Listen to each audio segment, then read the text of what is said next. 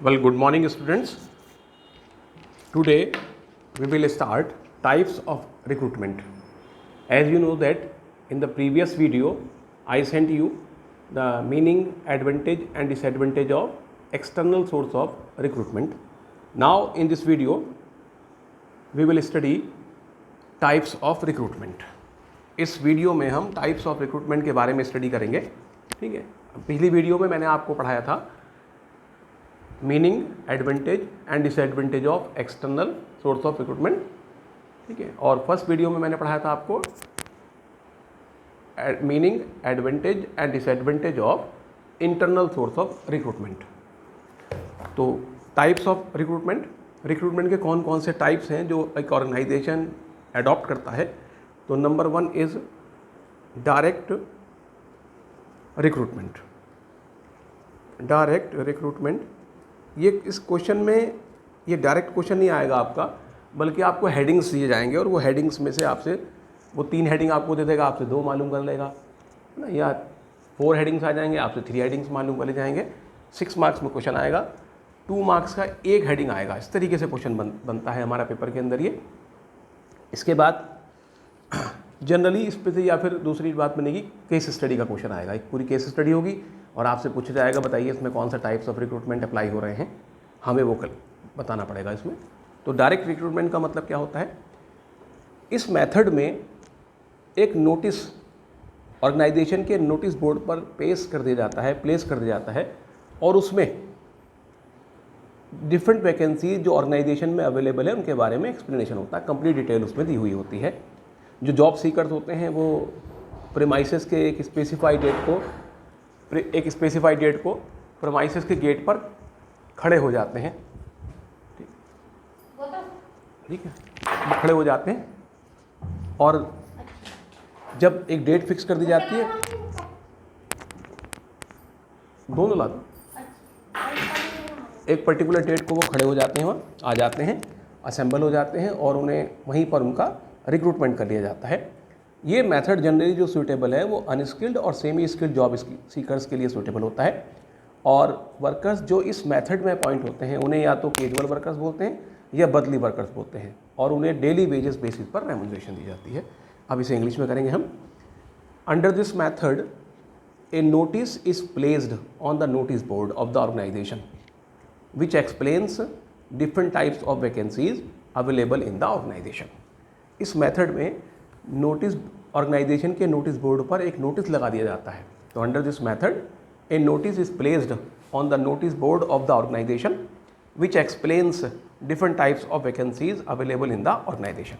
जो ऑर्गेनाइजेशन में जो वैकेंसीज अवेलेबल हैं, डिफरेंट टाइप्स की वैकेंसीज अवेलेबल हैं, उनके बारे में एक्सप्लेनेशन होता है, कंप्लीट डिटेल होती है उसकी दी हुई है, नोटिस बोर्ड पर लगी होती हैं. Job seekers assemble outside the premises on the specified date and selection is done on the spot पर ही सिलेक्शन हो जाता है. This method is suitable for unskilled and semi skilled job seekers.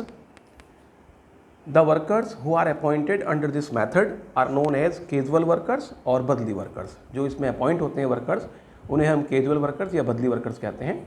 And they are paid remuneration on the daily wages basis. तो that is direct recruitment. Next is casual callers. ठीक है, अब casual callers क्या होते हैं बेटे, जो बड़े ऑर्गेनाइजेशन होते हैं या रेपुटेड कंपनीज होती हैं, ऑर्गेनाइजेशन होते हैं, उनमें क्वालिफाइड पीपल जो हैं, क्वालिफाइड लोग ये सोचकर एप्लीकेशन भेजते रहते हैं कि जैसे ही कोई वैकेंसी अराइज होगी उन्हें सिलेक्शन के लिए बुलाया जाता है, और जैसे ही कोई जॉब अराइज होती है पहले ही इन कैजुअल कॉलर्स को ही एम्प्लॉयमेंट के लिए बुलाया जाता है. ये एक इकोनॉमिकल मेथड होता है ऑर्गेनाइजेशन के लिए, क्योंकि मैनेजमेंट को जॉब की एडवर्टीजमेंट पर कोई भी खर्चा नहीं करना पड़ता. तो casual callers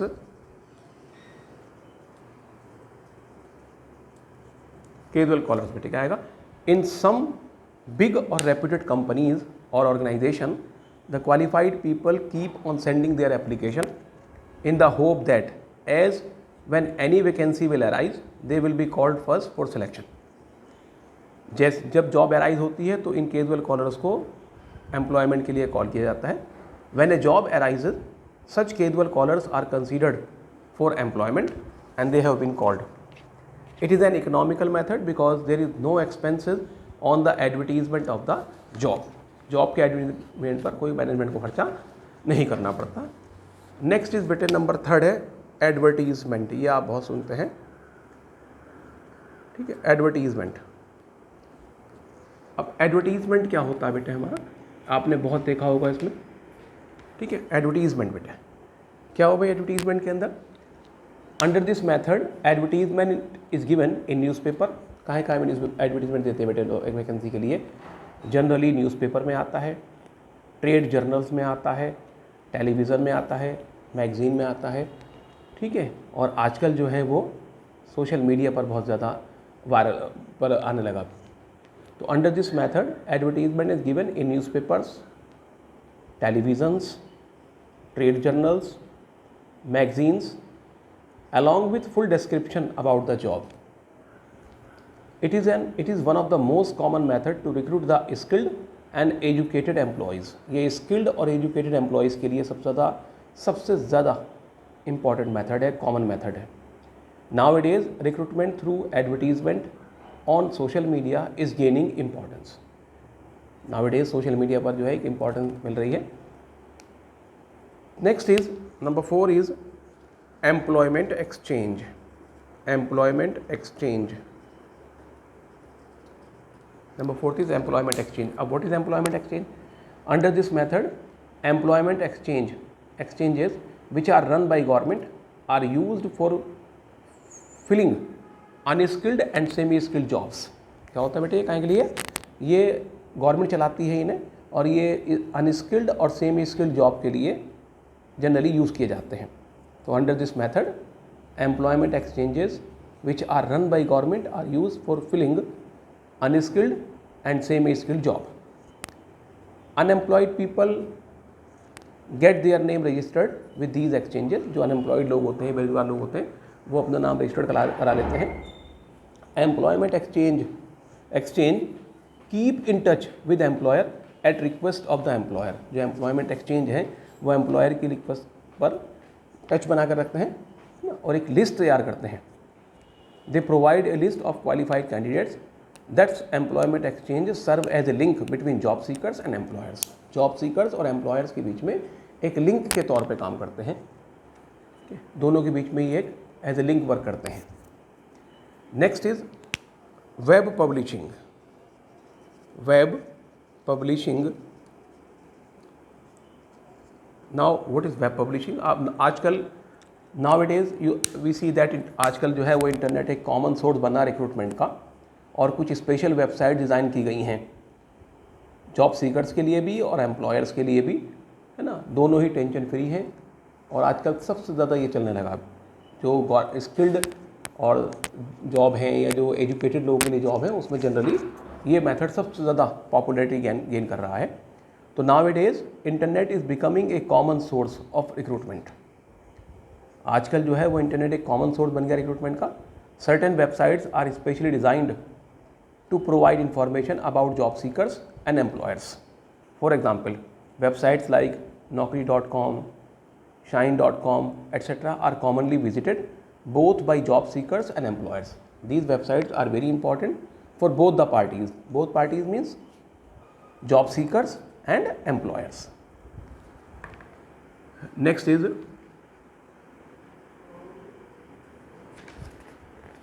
campus recruitment. Campus recruitment आपने बहुत सुना होगा कि कैंपस प्लेसमेंट हो गया उसका, ठीक है. ये जनरली टेक्निकली जितने इंस्टीट्यूट्स होते हैं या मैनेजरियल इंस्टीट्यूट होते हैं और जो बड़े बड़े ऑर्गेनाइजेशन होते हैं, जो बड़े बड़े इंस्टीट्यूट होते हैं, यूनिवर्सिटीज़ होती हैं, उनमें ये मेथड सबसे ज़्यादा चलता है. तो क्या बेटे campus recruitment. In this method organisations conduct interview in campus of various institutes, universities, colleges to search prospective candidates. ठीक. तो प्रोस्पेक्टिव कैंडिडेट्स के लिए ये बहुत इंपॉर्टेंट सोर्स है. ये it has become popular source of recruitment for technical, professional and managerial job. ये जो है वो पॉपुलर सोर्स हो गया रिक्रूटमेंट का टेक्निकल, प्रोफेशनल और मैनेजरियल जॉब्स के लिए. इनके लिए सबसे ज़्यादा इंपॉर्टेंट है. Many big organizations maintain a close relationship with the universities, vocational schools and management institute to recruit qualified personnel for various jobs. जो बिग ऑर्गेनाइजेशंस हैं वो एक क्लोज रिलेशनशिप मेंटेन करते हैं, जो गुड क्वालिटी की बहुत बेहतरीन टॉप क्लास वाली यूनिवर्सिटीज़ हैं या वोकेशनल स्कूल्स हैं या कॉलेजेस हैं, जो मैनेजमेंट इंस्टीट्यूट हैं, ताकि वो क्वालिफाइड पर्सनल का अपॉइंटमेंट कर सकें. Recruitment from education institutions is well established practice of businesses. For example, companies visit institutes like IIT and IIM for campus recruitment. Campus में रिक्रूटमेंट कर देती है कंपनी. नेक्स्ट है बेटे रिकमेंडेशन recommendations